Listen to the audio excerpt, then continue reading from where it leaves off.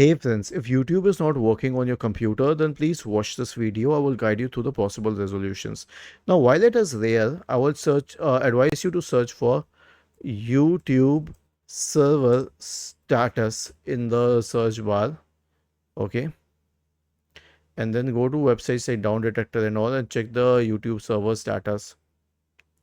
Okay, if the server status is up with it, which it usually would be, then try the next solution, which is to use Google's own DNS. So press the Windows key and the R key together to open the run window. Type the command ncpa.cpl and hit enter. Now this will open the network connections window. Right click on the Wi-Fi network connections and select properties. Double click on Internet Protocol version 4. By default, it would be selected at obtain a DNS server address automatically. Go to the second option, which is to use the following DNS server address.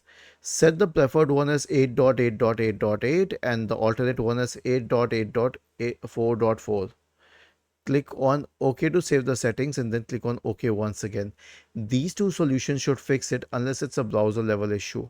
And for that, open your browser, click on these three dots on the top right corner, select settings, go to reset settings, restore settings to the default value and reset it. Was this helpful? If yes, then please subscribe to the channel.